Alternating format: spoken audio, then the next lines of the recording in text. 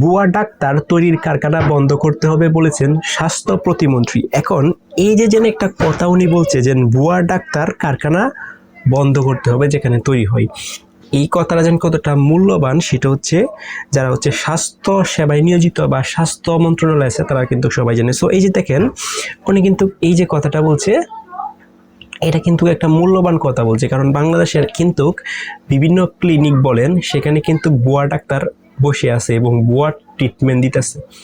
এবং এই যে ভুয়া ট্রিটমেন্টটা যেন একটা মানুষের জন্য বা একটা রোগীর জন্য কতটা হার্মফুল হতে পারে সেটা হচ্ছে যে রোগীকে ট্রিটমেন্ট করা হয় সেই রোগী কিন্তু রিয়েলাইজ করতে পারে।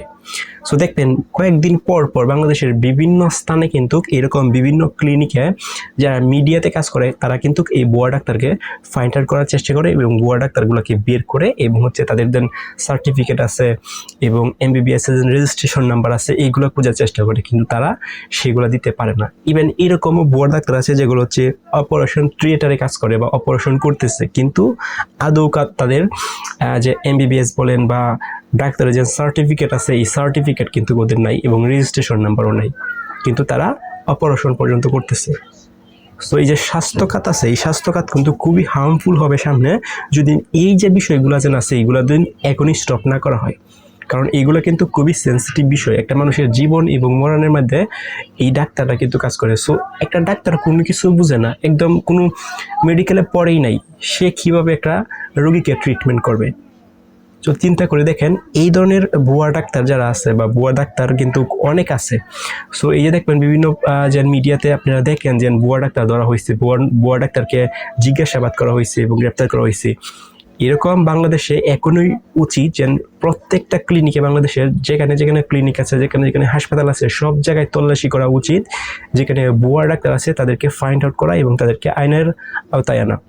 সো এখনো তুই সারা বাংলাদেশে ওভারঅল বাংলাদেশে যদি প্রশাসন নামে এবং কুজে অসংখ্য এরকম ভুয়া ডাক্তার পাবে যাদের কোনো সার্টিফিকেট নাই, কোনো ডিগ্রি নাই, যাদের কোনো এক্সপিরিয়েন্স নাই, তারা কিন্তু কীভাবে বসে রয়েছে ভুয়া ট্রিটমেন্ট দিচ্ছে, সাধারণ মানুষ যারা আছে তাদেরকে ভুয়া ট্রিটমেন্ট করতেছে। এই ট্রিটমেন্ট করার কারণে কিন্তু একটা অসংখ্য মানুষ মারাও যাচ্ছে, ইভেন আবার একটা সাধারণ মানুষের স্বাভাবিক একটা রোগ হয়েছে ভুয়া ট্রিটমেন্ট করার কারণে কিন্তু এটা অস্বাভাবিক হয়ে গেছে, আরো বড় ধরনের রোগ হচ্ছে।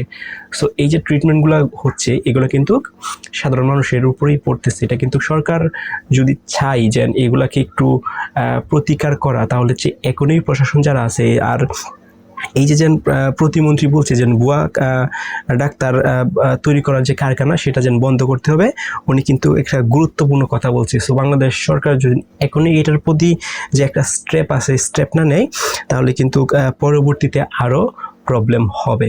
এখন কিন্তু এটা শুরু, এটা কিন্তু আরও বাড়বে।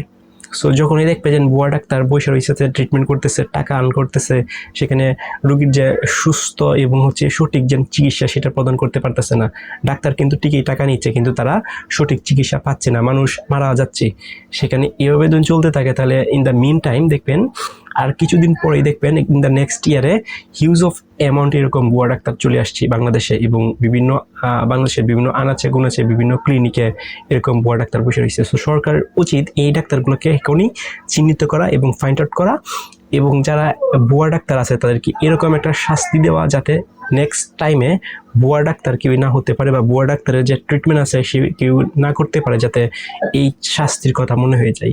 সো এইভাবে দিন চলতে থাকে বাংলাদেশ নিশ্চিত স্বাস্থ্যখাতটা আরও অবনতি হবে। সো বাংলাদেশের স্বাস্থ্যখাত যদি আরও ডেভেলপ করতে চায় বা উন্নত করতে চায় তাহলে সর্বপ্রথম এই কাজটাই করতে হবে, যারা ভুয়া ডাক্তার আছে তাদেরকে ফাইন্ড আউট করব এবং তাদেরকে ধরে আইনের আওতায় আনা, তাহলেই বাংলাদেশ আরও সামনের দিকে এগিয়ে যাবে। বিশেষ করে স্বাস্থ্য সেবাটা কিন্তু মানসম্মত হবে এবং সাধারণ